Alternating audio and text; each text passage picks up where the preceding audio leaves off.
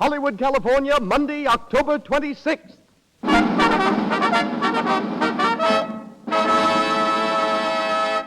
Luxradiotheatre presents Robert Taylor and Olivia de Havilland in Saturday's Children.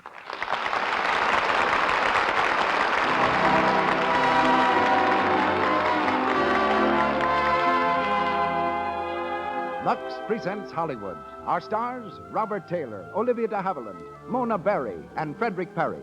Our guests, William Koenig, General Manager of Universal Studios, and Frank Richardson, Paramount Wardrobe Director. Our producer, Cecil B. DeMille. Our conductor, Louis Silvers. To our unseen listeners and to those who crowd our theater to the doors tonight, greetings from Lux, with a special word of welcome to the many distinguished Hollywood personalities whom I see among our audience.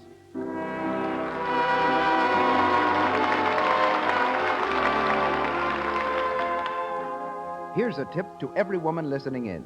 Follow the examples set by all the leading motion picture studios and make Lux Flakes the official wardrobe care in your home. Wash your woolens, silks, cottons, rayons, and linens in Lux. They'll look like new so much longer, and since Lux Flakes do away with cake soap rubbing, and because there's no harmful alkali in these safe, gentle flakes, your clothes will wear so much longer. For appearance, for economy, always use Lux Flakes. And now, Hollywood's leading citizen comes to the microphone. Our producer, ladies and gentlemen, Mr. Cecil B. DeMille.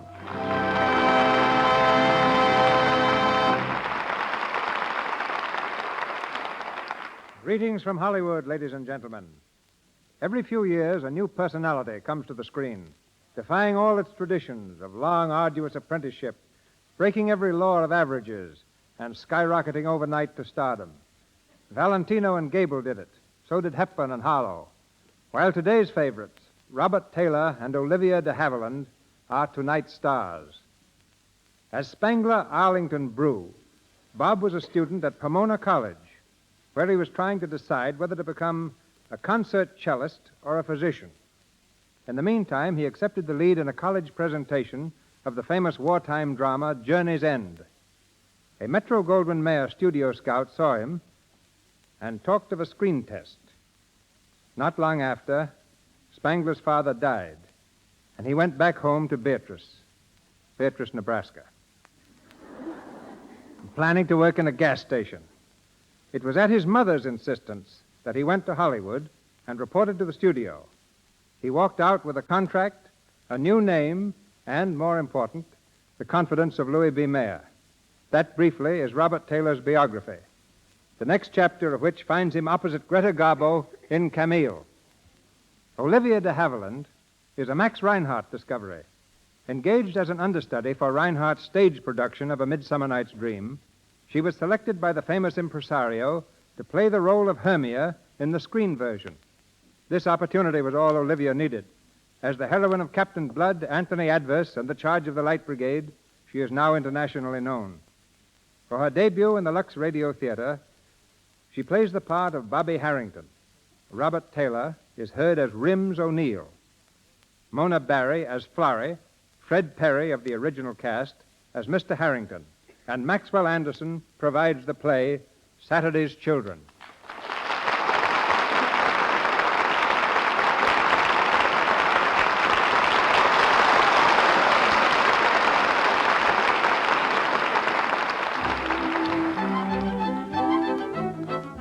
The title of our play comes from an old proverb which says Saturday's child works hard for a living. New York City, the offices of the Mengel Importing Company, Franz Mengel, president. In one of the outer rooms, a buzzer is sounding, and Bobby Harrington, Mengel's attractive young secretary, answers his call. Yes, Mr. Mengel? I've got a cable to send. Bring your notebook. Yes, sir. Sit down, Bobby. Just heard from Buenos Aires. They've got to have immediate word as to the man we're sending down and when he's leaving. It's a great opportunity, whoever gets it. That's just the trouble, my dear. I can't make up my mind between Keith, Warner, and O'Neill. You know all three men. Who's your choice? Oh, Rims O'Neill. Rims O'Neill. Strange name, strange fellow. Excellent man. Well, have him here in 15 minutes. You mean you're going to send him? On my recommendation? Well, why not? It was a toss-up. You settled it. Oh, Well, what's the matter, Bobby? well, nothing. I'm sure he's the best man, Mr. Mangle. But how long will he be in South America? 2 years, and if he makes good, perhaps indefinitely. Indefinitely. Yes. Now take this cable, will you, Bobby? Sending Rims O'Neill, assistant manager, Buenos Aires office. Wait a minute. Bobby, Yes? we'll all be working a little late tonight. I thought perhaps you'd let me drive you home. Well, I'd love to, but I've promised to meet someone. And spoiled my whole day. Lunch tomorrow? Splendid. Ah, that's better. You know, Bobby, you're really one of the... Oh, yes. Yes, of course, the cable. Very well. Unless you hear the contrary, O'Neill will leave New York August 24th. Regarding Santa's orders, be sure to give them your full...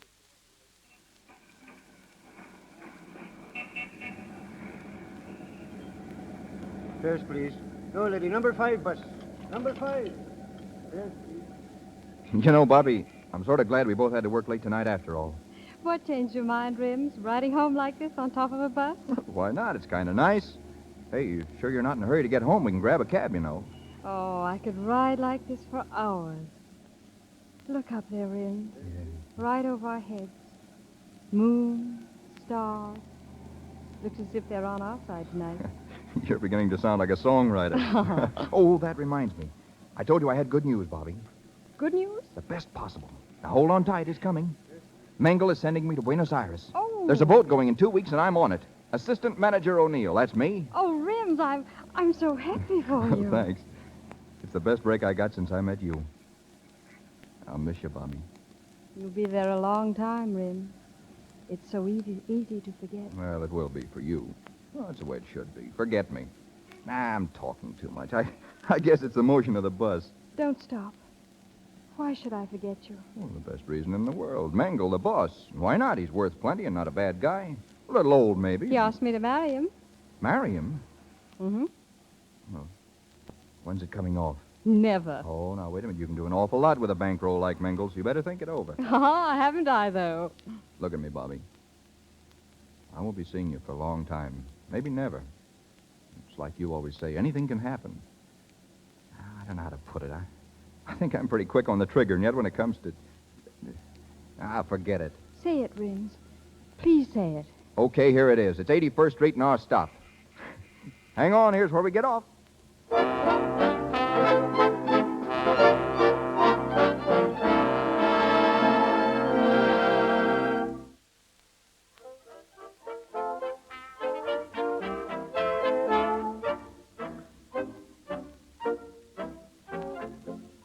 Selection you just heard was Oh My But, Goodness. Father, from the you motion don't For the last understand. time, Florrie, This program comes to you don't as a worry regular about Wednesday Bob. night feature That girl over can this take care station of herself. when we bring you the Better dance than you tunes can. of the most Yeah, popular maybe Rims O'Neill will bring her home on a bus like he did last distinctive night. style and interpretation. So But very we want you romantic. to What? write in, telling Oh, us which nothing. band you Oh, prefer and stop why. worrying. Next week, She'll be we home salute the soon, football and season turn with off that songs from radio. colleges All the country right. over. And After all, Father, she's my sister. Some member of the family's got to take an interest in her. At times you're very droll, my dear. Florrie, I'm terribly fond of you. You're such an interesting girl. So little sincerity, so much curiosity. By the way, where is your husband? Willie's home. Minding the baby? Yes. I thought so. Poor Willie. Sometimes, Father, I don't know what to make of you. You say I'm insincere. Well, if that's the truth, why am I so against Bobby going with her boss? I don't know, but there's a catch somewhere. Of course there is. Mr. Mangle's too old. All he thinks of is business. He's never home. He's... Oh, sit still, Father. I'll answer.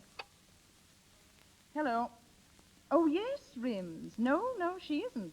Well, we're expecting her any minute.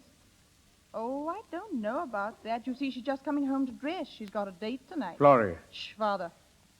Oh, that's a shame. Of course, she'll be glad to see you, Rims, but she won't have much time. Yes, I'll tell her just as soon as she comes in. What? Oh, you'll call back in half an hour. Okay. Well, if I don't see you, lots of luck in Buenos Aires. You are going, aren't you? Splendid. Yes, well, goodbye. Florrie, why did you tell that young fellow Bobby was going out? You know she isn't. Hello, everybody. Bobby, dear. Oh, hello, Bobby. Didn't hear you come in. I haven't seen you for ages. One kiss is plenty, my sweet. How's the baby? Oh, fine. Dinner? Hours ago. Bobby, Yes, Florrie, with Mr. Mangle. He talked to me for hours, and I didn't hear a word he said. Bobby, the least you could do would be to... He'll say it over again. He won't mind. And if he does, he can always fire me. Someone just phoned you, my dear. Your sister took the message. Oh, yes, Rims O'Neill. Rims? What did he say? I don't know what he said, but Florrie said plenty. Oh, first he wanted to know if you were going to be in this evening. Well, that was an easy one to answer. But you're not. You're going to a dance. With Rims? Bobby, you're so terribly innocent. I told Rims someone was taking you to a dance. Florrie, you couldn't. Now, don't get hysterical. Why, tell him you're going to be at home sitting on the edge of a chair waiting for him to call. But that's not so, Florrie. Yes, well, now run along, Father. There's something I want to say to Bobby. Again? Oh, very well. Let me know when you're ready. I'll drive you over to your place. Listen, Florrie, what right did you have telling Rims Now, that take a tip from your big sister and remember this. If you want a man to get interested in you, just let him see you going right out the front door with somebody else. Now, leave everything to me, Bobby, and before you know it, Rims O'Neill will be proposing. You're rather tiresome tonight, Florrie. Even so, I'm not through. Now, run along inside and put that new black velvet on. You were going to a dance. When Rims calls again, well, tell him to meet you someplace. Nice, quiet place. Tell him you've got a date with Fred, but you'll try and break it. You're impossible. And so are you without any decent makeup on. If you hurry, I'll help you. Well, you must think I'm mad about Rims. Well, I know you're about to lose him to the Republic of Argentina if you don't get some little sense in that pretty head. Well, I do like him, Florrie, but I also like the butcher, the man who sells the papers on the corner, and on rare occasions I even like you. All right, forget it. Don't do it. Because if you did, he might ask you to marry him. He might stay in New York, and oh, dear. It'd be such a bother to turn him down. There's an evil genius about you, Florrie. Oh, I'm beginning to weaken. It's hateful and dishonest, and I'll never forgive myself whatever happens. Well, do as I say, and only one thing can happen.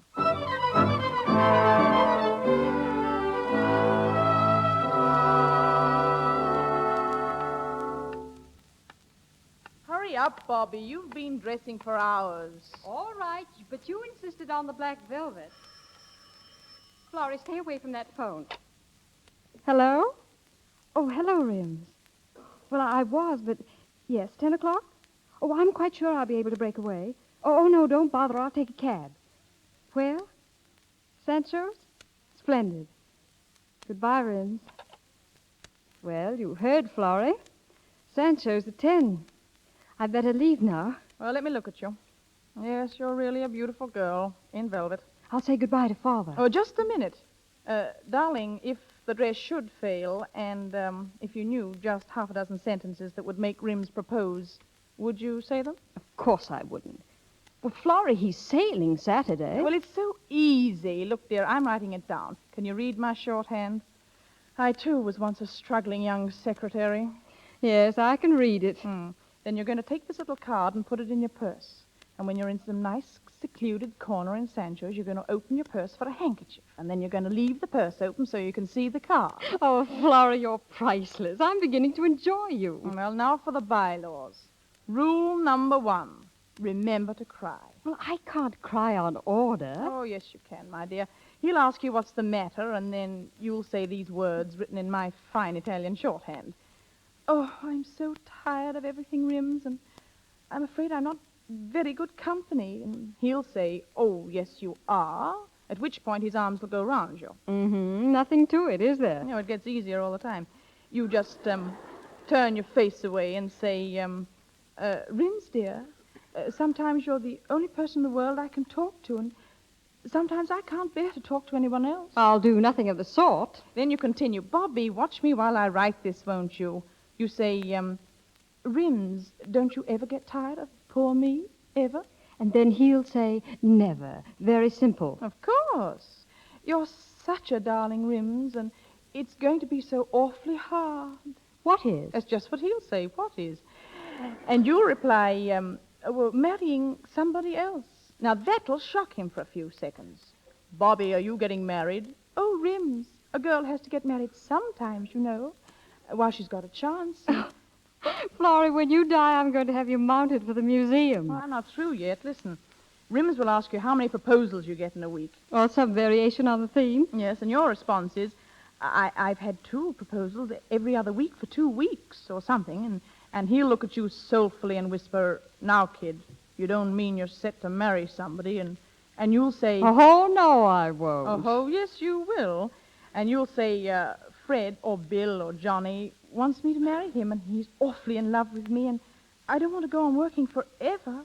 Whereupon Rims comes through with the closing lines, well, Bobby, if you're getting married this season, why not marry me? And there you are. He'll never say it. Why not? Because he isn't a sap, for one thing. And for another, it isn't fair, and I wouldn't do it. My darling, how do people get married? I don't know. I'll say you don't. Here's the card, and don't forget to cry, Mrs. Rims O'Neill.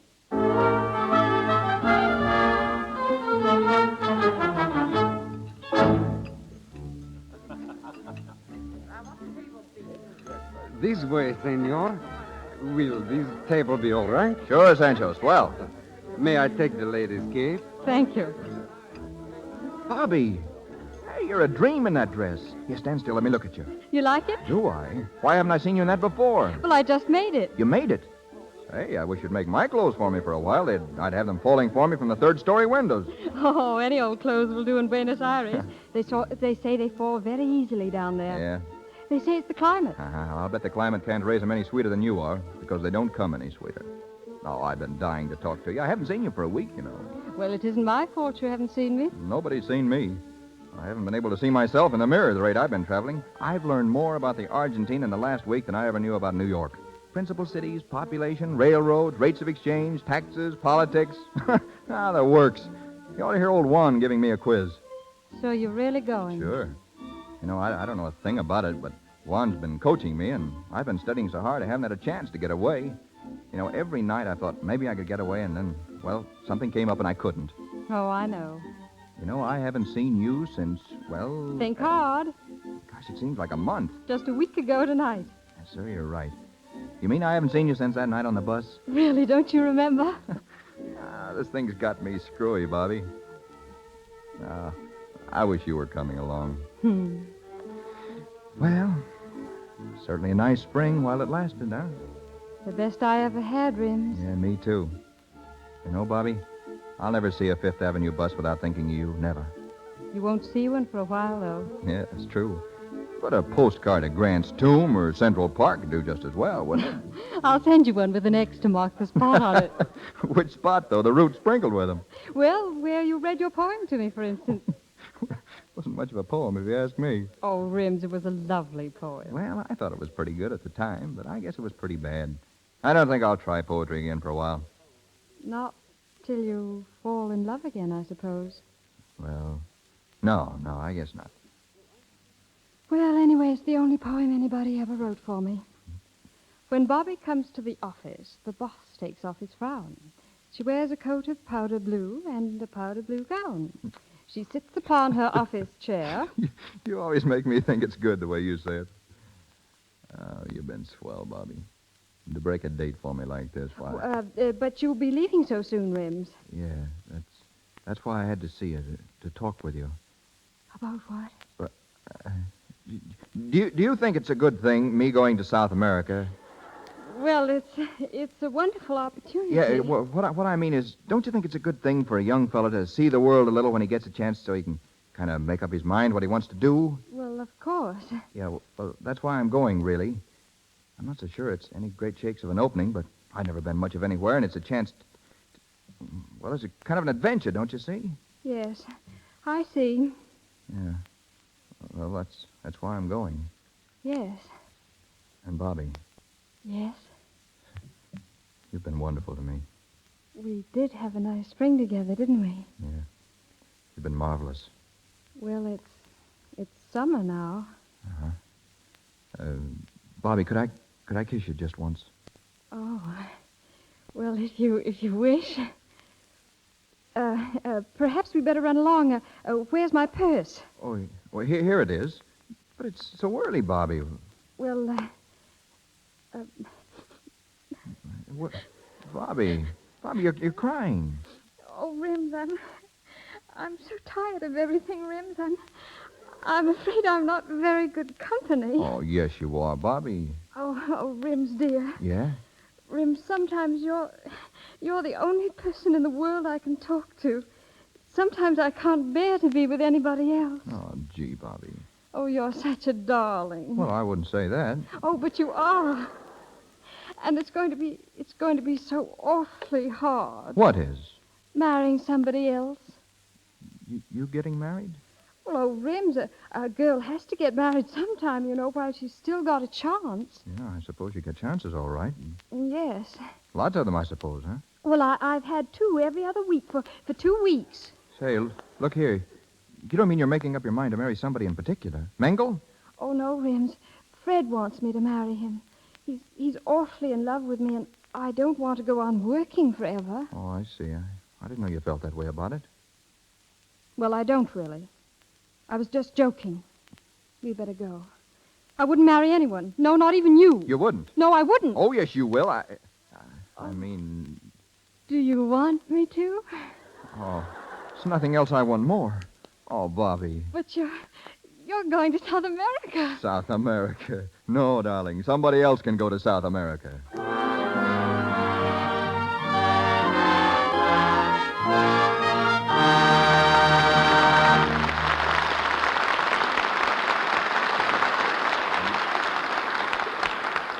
In a minute, we'll go on with the story of Saturday's Children. But first, let's look in on a bridge party in Pasadena given for Helen's birthday.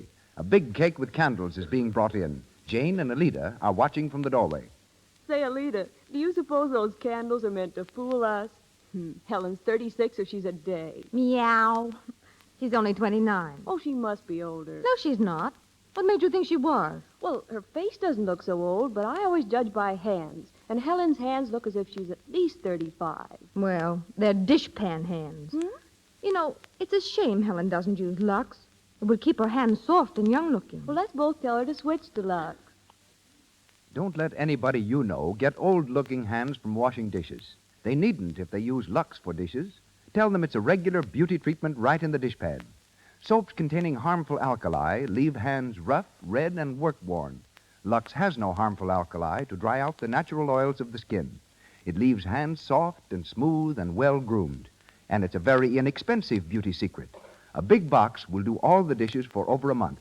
That means for considerably less than a cent a day, you can use Lux for dishes. Remember to start tomorrow. And now, Mr. DeMille. Our play, Saturday's Children, starring Robert Taylor and Olivia de Havilland, with Mona Barry and Fred Perry, continues from the Luxradiotheatre.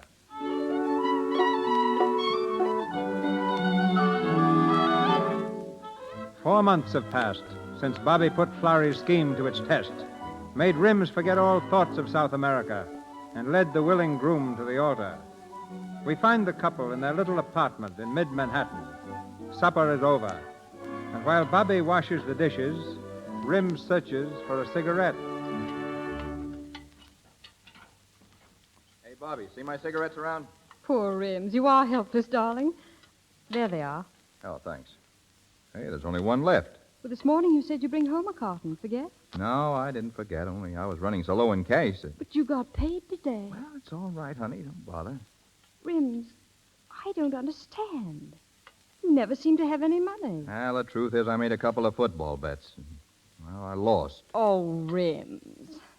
Rims, we've got to stick to our budget or we'll never come out even. I went over everything this afternoon. Here it is, Rims, the treasurer's report, and you've got to read it. You see, we get $260 a month. Here, let me see that thing a minute. 60 for rent, 35 groceries, 45 on the furniture, 20 my allowance, 14 insurance, and light, gas, ice. Leaving exactly $66 a month. 66?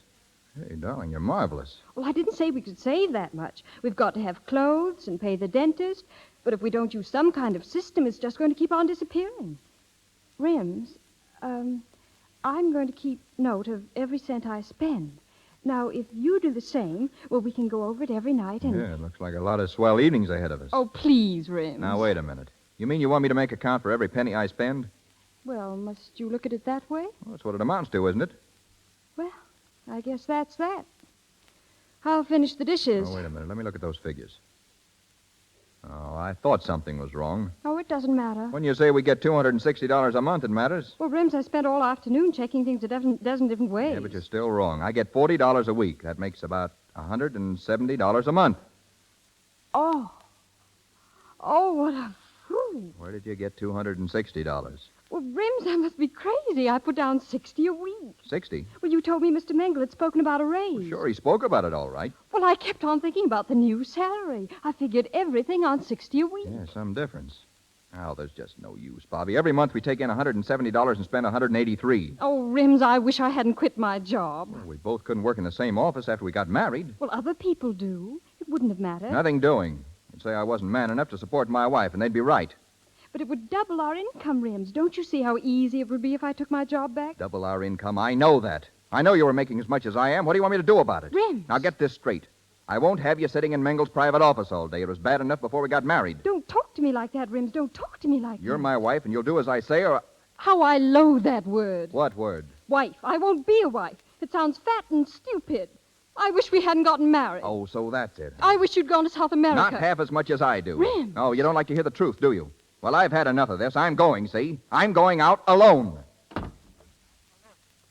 Let me have a package of cigarettes. Yes, sir. Right away. I'll get them for you. Hello, Rims. Oh, hello, Willie. How's my little brother-in-law? Where's Bobby? Home, I guess. Well, what's the matter, old man? Something wrong? Anything wrong for a man to go for a walk and stop in at the corner stationery store to play a game of pinball? Well, is there? I'm sorry. I just stopped in at the cigar counter. I thought I'd say hello. All right, hello. Well, if there's anything I can do... Yeah, there's plenty you can do. You and that wife of yours. Keep away from my home. Keep away from Bobby. You don't have to talk so loud, Rims. I guess I'm going nuts. No, I try to reason with Florrie. We shouldn't drop in on you so much. Yeah, last night and the night before and the night before that. I know. I guess Florrie's kind of inquisitive. You don't have to apologize. It's not your fault, Willie. Well, thanks, Rims. If it isn't her father or her mother or Florrie or you, then it's money. If I was only in Buenos Aires, I'd have a home and servants. I'd have a car. What's the use? Is the family so bad, Rims? Well, no more than my family would be, I guess. Well, take it easy, Rims. No, I went through the whole thing. I know. Besides, I got a kid. And a decent job. That'll come, too. Maybe. Last week they gave a party for a man in the office. Al McIntyre. He got me my job. But could I buy a ticket? No. A ticket cost $5. How do you think I felt walking in the office the next day? $5, Willie. 5 measly bucks that had to go to pay the rent. Well, I guess it's just as hard on Bobby, Rims. Yeah, don't you think I feel that, too? She's changed, or I've changed. I can't understand it. All day long I think about her. Think how swell it's going to be to go home and be with her alone. Then when I get home, all I see is bills and relations and a sink full of dishes. That isn't swell, Willie. That's just a flat. And Bobby and I are just two ordinary married people. Then I do what I did tonight. Make a mess of things. Shoot the works. But I can't help it. I hate it, Willie. I hate it. I know, Hey, but you, calm down. Now, I think maybe take you it better easy. get out of my store. I should you hear your troubles. Nah, I got my own troubles. Maybe you should hire a hall. Why, eh? you old... Now, listen, don't hit Hey, me, wait you- a minute you- now. Getting tough won't help you. Look, why don't you phone Bobby and tell her you're sorry, huh? Phone her, huh? Tell her I'm sorry. Crawl. For what? For being alive? Not me. As far as I'm concerned, Bobby can...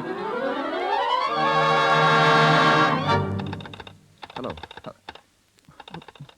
The line must be out of order. Oh, it couldn't be busy for 40 minutes. It's my house. I'm trying to get my wife. Don't you understand? How could it be busy? All right, never mind. Forget it. I said forget it.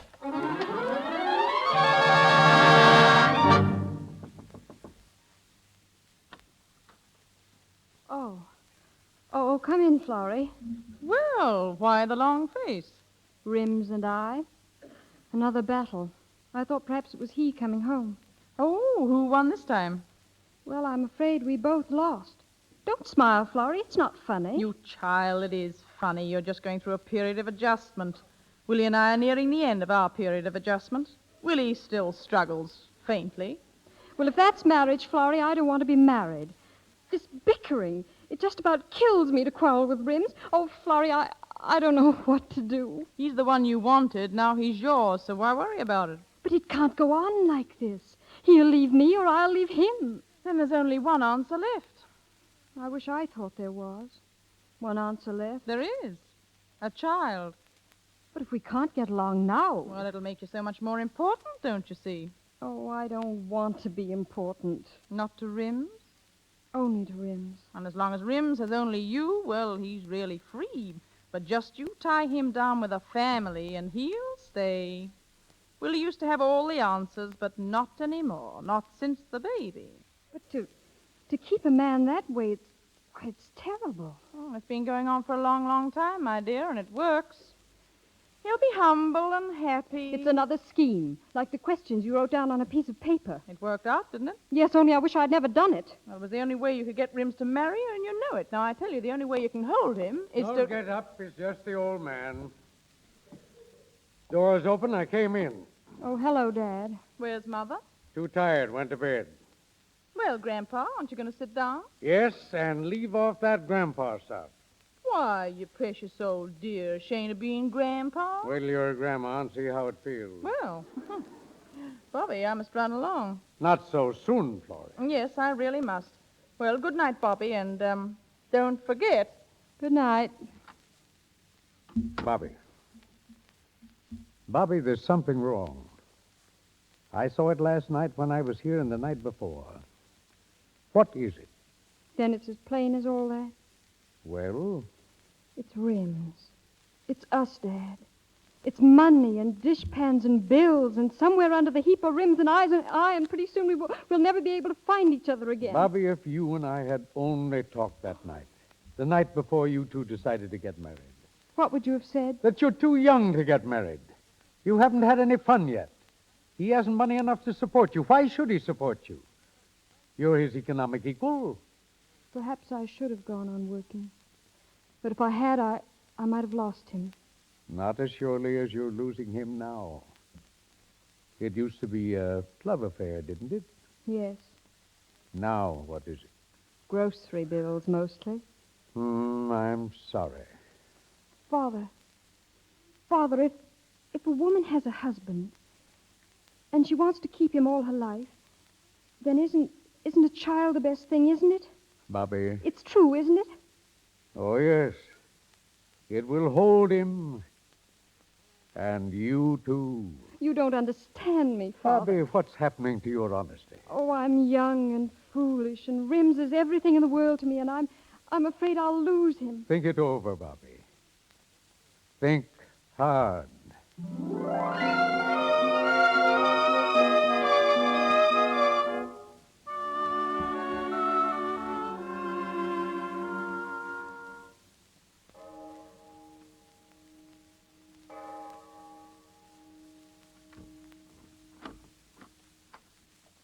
Bobby, Hello, Rims.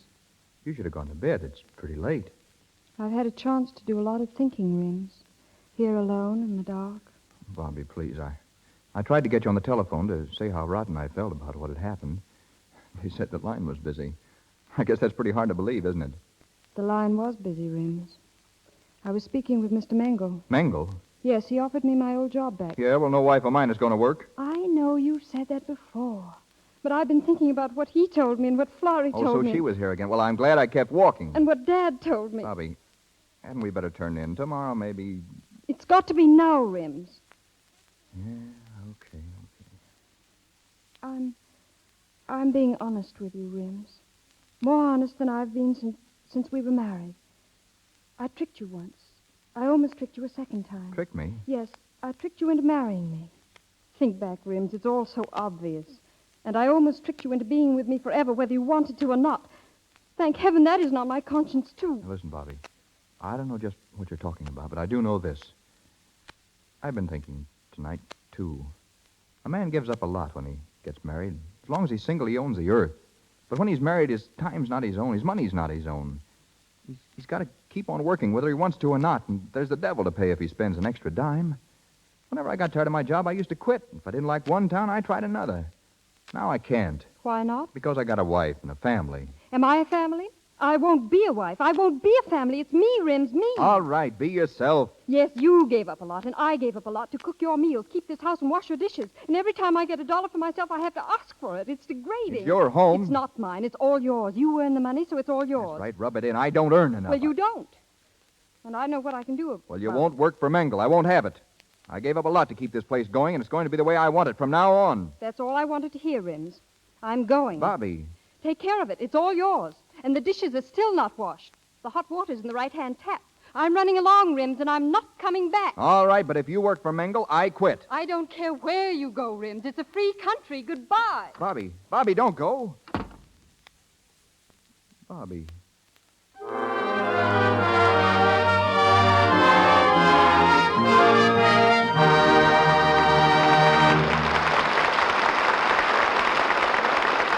We pause for station identification. This is the Columbia Broadcasting System.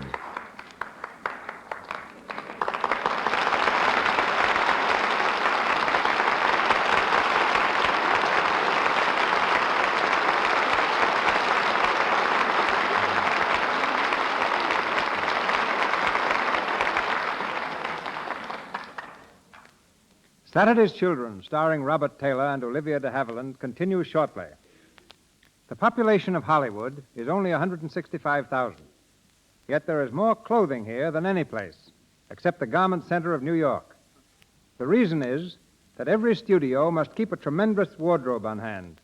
Dressmakers, tailors, jewelers, beaders, leatherworkers, and shoemakers are constantly filling new studio orders. The results of their labors reveal the history of the world in dress. Tonight, we hear from the wardrobe director of Paramount Studio, who orders 10,000 costumes a year and knows where he can put his hand on every one of them. Ladies and gentlemen, Mr. Frank Richardson. Thank you, Mr. DeMille. It's easy to understand how costumes accumulate in the thousands. A star never wears the same dress in two pictures, while when a DeMille film is finished, we usually have to build an annex. You should be used to me by this time, Frank. We've worked together for nearly 20 years. And I think the first job you gave me was the toughest. That called for a silver-plated suit of armor in a day when there were no armors in this part of the country. Geraldine Farrar wore it and Joan the woman. It cost $2,500, and we have it yet. Still, you weren't upset when I asked for 5,000 suits of armor for the Crusades. That's because you gave me the chief armor of the Metropolitan Museum of Art to help me construct them. Aging costumes is actually a lot harder than creating new costumes.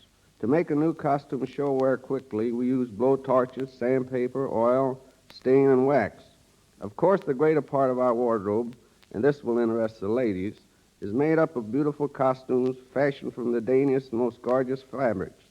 That, Mr. DeMille, is where Lux comes in. We found the surest way to safeguard these costumes is by using Lux Flakes. And no wardrobe man ever goes out on location without enough flakes to take care of the company's laundry.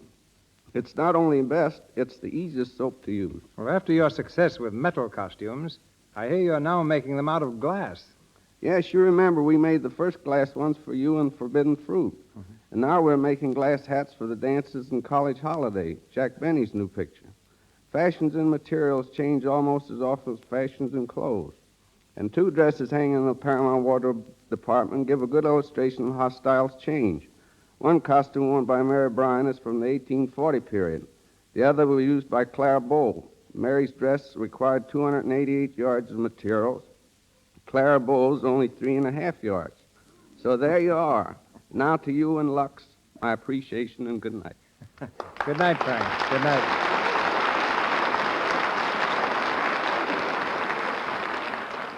Robert Taylor as Rims O'Neill and Olivia de Havilland as Bobby Harrington continue now in the Luxradiotheatre presentation of Saturday's Children. 3 weeks have gone by. With their last quarrel, Bobby left Rims and is once again working for Franz Mengel. Rims has found another job. Believing that Mengel and Bobby are extending their association beyond business, Rims goes to the Mengel Company's offices. As he waits in the hall near the elevator, watching for the pair he suspects, he is greeted by a former co-worker. Say, I'm glad to see you. Coming in, aren't you? No, I'm staying out here, Keith. I'm waiting for someone. Bobby? No, maybe. Oh, I'm sorry. You know, we miss you around here plenty. One of the boys said you got a job right after you quit. Yeah, same kind of job, same salary. Guess I was lucky, though. Oh, there goes Mengel. Say, he'll be glad to see... Yeah, there goes Mengel. Mengel and my wife. That's what I came to see. I'm sorry to tear away from you, Keith. I'm taking the next elevator.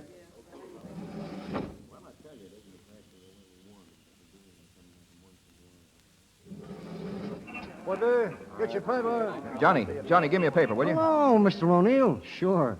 Like old times having you for my customer again. Johnny, did you see Mr. Mengel come out of the building? Yeah, sure. There's his car over there, just pulling it out. I guess you just missed it. Thanks, Johnny. No, I haven't missed him. Hey, taxi. Cab, sir? Yeah, that gray sedan with the chauffeur. Follow it. Yes, sir.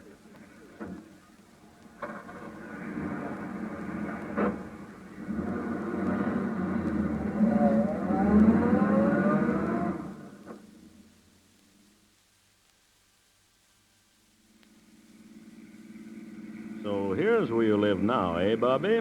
4 doors down on the right. 4 doors down on the right, Michael. Yes. Since you refused to have dinner with me, Bobby, at least you let me escort you in. Ah, of course. But the door must be open. Door? What door? The door of my elaborate one-room suite. You should hear Mrs. Gorlick, the landlady. When gentlemen visit, the door must always be open. At 10 o'clock, the gentlemen go. But this gentleman is going before 10 o'clock. Well, just as you say, Bobby.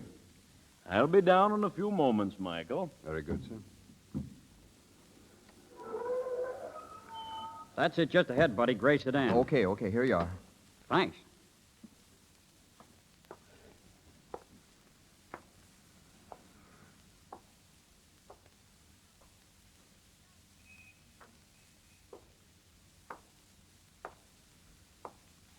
Well, Rims.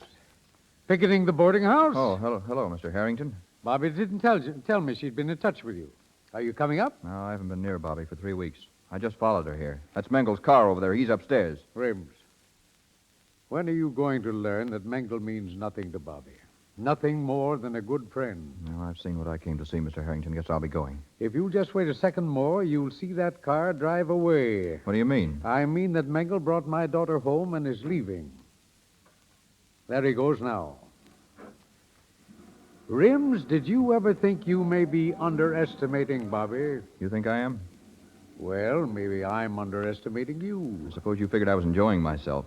My wife's left me. Now's my chance to step out. Well, why not? She does. That's funny. Yeah, very funny. Because if there was one thing in the world she wanted, it was you. I know. Listen, Mr. Harrington, I called her up. She said she can't see me. Then I tried to forget her, but it wasn't any use. I don't want anything else in the world except Bobby, and she's gone. She doesn't need me. She's having a good time. Yes? Yeah, last night I hung around the office, same as tonight. I had to see her. And what happens? She comes out with Mengel. They went to dinner. I saw them, then came back here, chauffeur and all. He went away pretty soon. I don't know what's the matter with me. I used to have a little sense about girls, I mean. Now I act like a stupid dummy. You don't know what it's like. Oh, don't I, though? You're lucky, Rims. You don't know how lucky you young fellows are. When a man's young, he makes love. When he's middle-aged, he makes money, or tries to. And when he's old, well, he makes his soul. I never could make anyone to speak of, and I know it's about time I made my soul, but I'd rather be young and make love to a girl who was in love with me. There's nothing like it. Well, if she were in love with him, she wouldn't have gone away. You went away too, Rims. Maybe she left you because she was in love with you. Maybe. Where are you going? Oh, I don't know. I'll be back, I guess. I thought I had this thing all figured out. I'll have to begin all over again. I'm going up to see Bobby now. Join me a little later. I want to speak to her first. She was too proud to see me, Mr. Harrington. You speak of pride. Rims. Rims. Good night. Ah, you poor fool.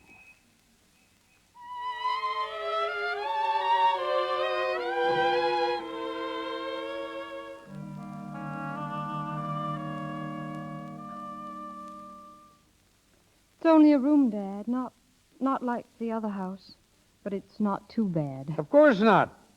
I lived in a lot of these places before I was married, and they haven't changed the carpet on the stairs of any one of them. Well, it's a good place to be alone in. That's what I wanted. Well, almost 10 o'clock. Well, Bobby, your old room at home is waiting for you anytime you're ready. Oh, I can't go back, Dad. I'll be right where I started, all over again. At least you could close your door there. The landlady insists I keep this open. She still doubts I'm your father. Yes, upstairs, where the door's open. Thank you. Dad, did you hear? Rims. It sounded like Rims. Hello, Bobby. Hello, Rims. Well, my boy, I'd like you to meet a nice girl. My daughter, Mr. O'Neill, a working girl. But she has class. Well, now, if you'll excuse me, Dad. Good night. Good night, Father. I guess you wondered how I found you. No. He didn't tell me. I followed you here, you and Mingle. Oh. Is that why you're here now? No. Then what is it? Oh, I don't know, Bobby. I guess it doesn't matter. That's just what does matter. Yeah? You might at least sit down. Thanks. I hear you have a new job. Yes. How's it going? Okay.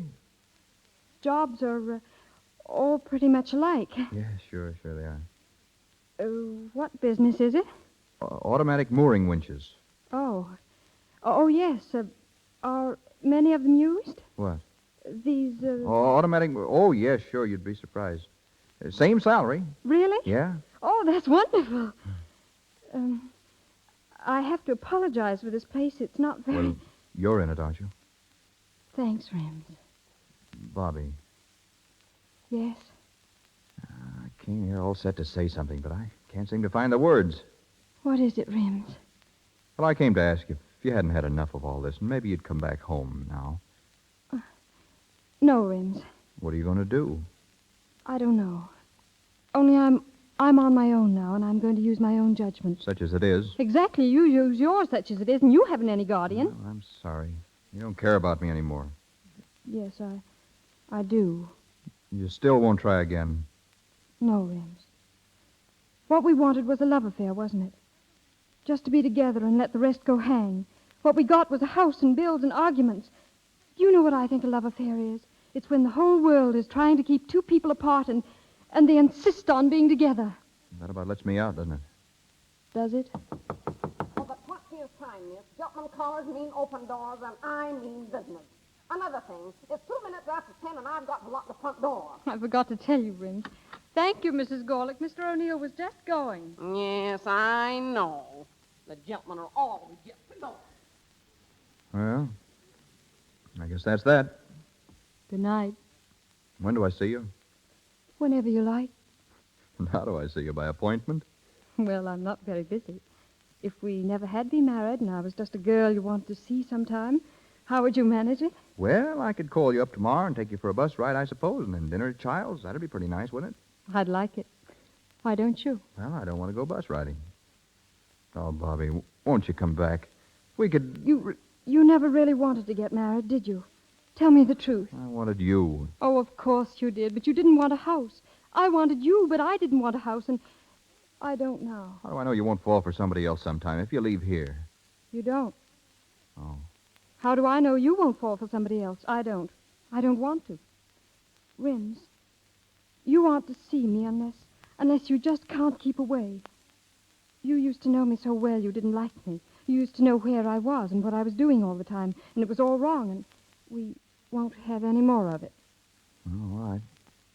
So now we're really free. I said all right. I don't give a hoop about that. Well, what do you give a hoop about? How about you, darling? Can't you see it? Don't you see I can't get along without you?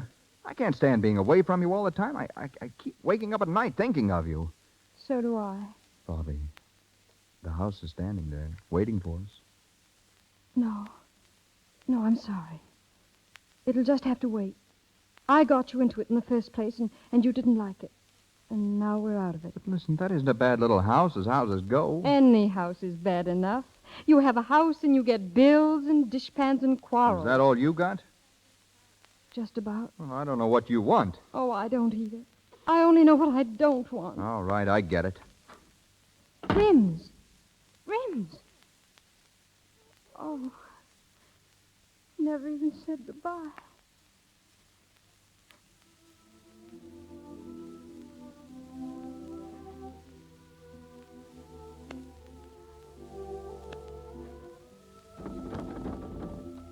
Oh, Rims, come in off that fire escape. Okay. You know, I was just thinking, it's pretty early, and if you wanted to, we could take a bus ride. We used to take bus rides a long time ago. I'd love to, Rims. Bobby, What's going to happen to us? Are we going to get a divorce? If you like. Will you marry me again if we do? Oh, Rims. Oh, Rims, darling. Would you try it all over again? With you, Bobby? Sure. We don't want a house, Rims. We don't want anything, only ourselves. That's about all we have left, Bobby. Only ourselves. Oh, Bobby, darling. There's one thing more that may be left if we hurry. What more could there be? A seat on top of a bus for two.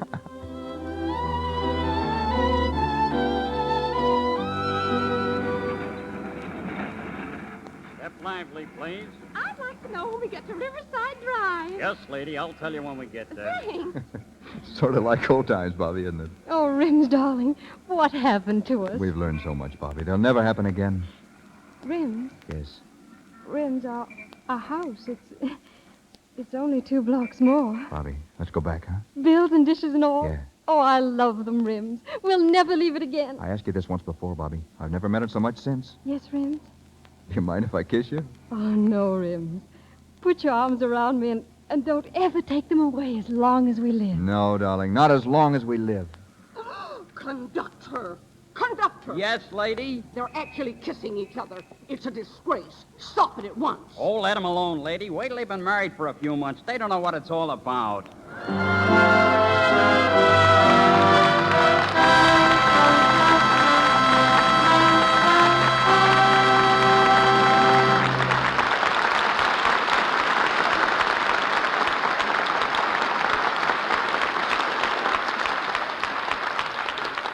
We say good night to Saturday's children, but Robert Taylor and Olivia de Havilland will be back in a moment to say good night to us. Writers, like painters, often live for their art, but have trouble making a living at it. Prior to 1913, motion pictures were all visual narrative, constructed by actors, cameramen, and directors.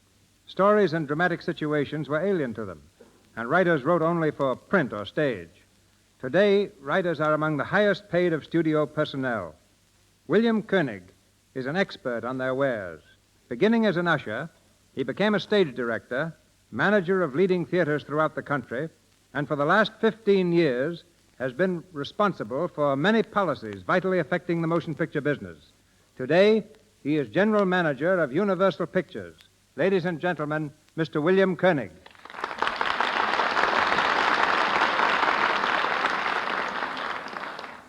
With motion picture producers paying anywhere from $1,000 to $100,000 for a single story, it's no wonder that every writer tries to point his pen toward Hollywood.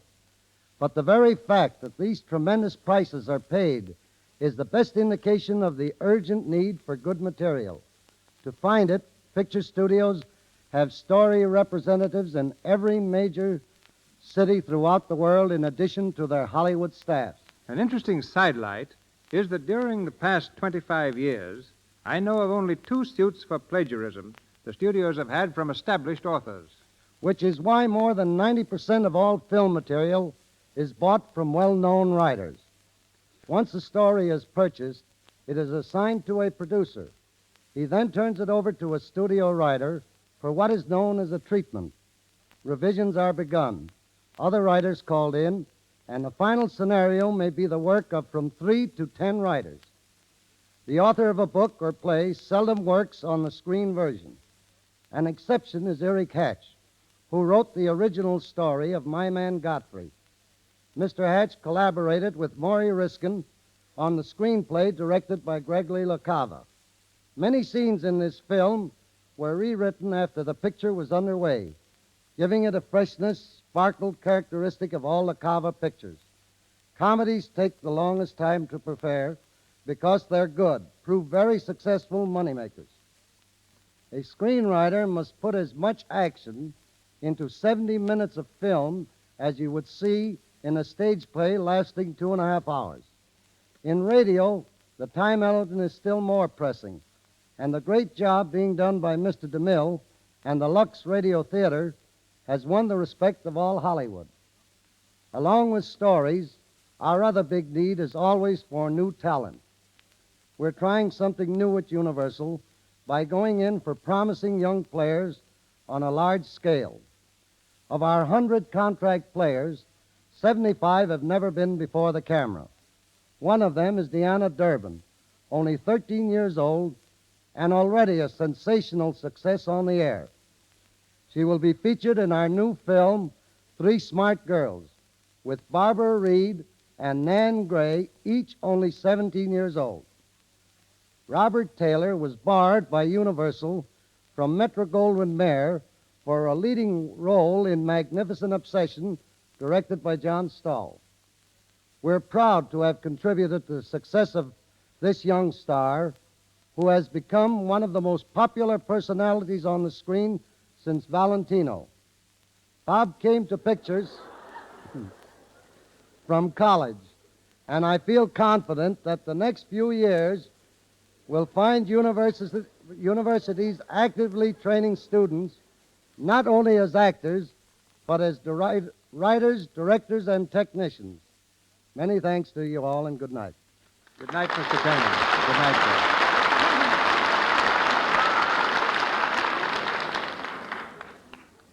Over 30,000 people paid admissions this summer when Robert Taylor made a personal appearance in the Cotton Bowl at Dallas, Texas. So our audience tonight must reach a staggering figure, with the admirers of Olivia de Havilland swelling the total. Once again, they step before the curtain. Bob Taylor, Olivia de Havilland.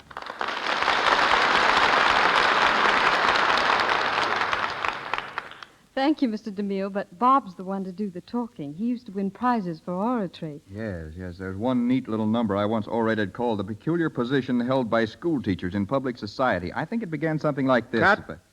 We'd much rather hear you play a cello. I guess you've never heard me play the cello. Well, no. The fact is I left my cello in my other suit. Well, then tell us how it feels to be a big romantic hero. What is this? Looks like a conspiracy to embarrass Taylor. No, not at all, Bob. Not at all. I hear you get more fan mail than anyone in Hollywood. You've had to hire 4 secretaries to handle it. Oh, please come now. I'm just a small-town boy. I know, from Philly. I'd call Philadelphia a big town. Besides, Bob's from Nebraska. Well, I was born in Philly with an F. Philly, like a little mare. Oh, yeah, one-horse town, huh? Yes. Well, we did things on the radio, though, and 2 other chaps and myself formed a trio, which we called the Harmony Boys. We sang songs for a company selling harvesting machines. Critics called us the curse of the kilocycles. But those broadcasts with the Harmony Boys gave me the confidence to appear on the top show of the air, the Luxradiotheatre. Well, after that tribute to Lux in Nebraska, you ought to say, "Oh, Yasumi Nasai." What's that mean? Well, it's one of the few things I learned as a very small girl in Tokyo. It means good night in Japanese. All right, then. Oyasumi Nasai, and many thanks. And good night in English.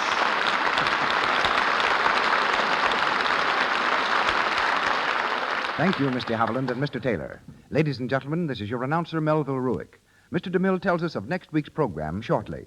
Our cast tonight included Mona Barry as Florrie, Frederick Perry as Mr. Harrington, Chester Clute as Willie, Leora Thatcher as Mrs. Gorlick, Lou Merrill as Mr. Mingle, Frank Nelson as Keith, and Ross Forrester, Robert Payton, and John Lake. Mr. Haviland appeared through courtesy of Warner Brothers, Mr. Taylor, Metro-Goldwyn-Mayer, Mr. DeMille and Mr. Richardson, Paramount, Mr. Koenig, Universal, and Mr. Silvers, 20th Century Fox, where he composed the musical arrangements for their new football film, Pigskin Parade. And now, Mr. DeMille. For many months, I've looked forward to presenting on this program the star of my new picture, The Plainsman. I'm happy to announce that next Monday night, the Luxradiotheatre brings you Gary Cooper in a radio dramatization of one of his greatest successes, The Virginian, adapted from Owen Wister's famous novel. The play will feature Charles Bickford, Helen Mack, and John Howard.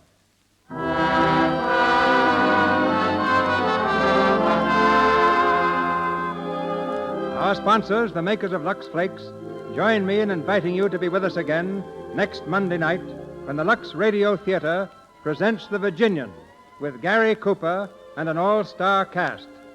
This is Cecil B. DeMille saying good night to you from Hollywood.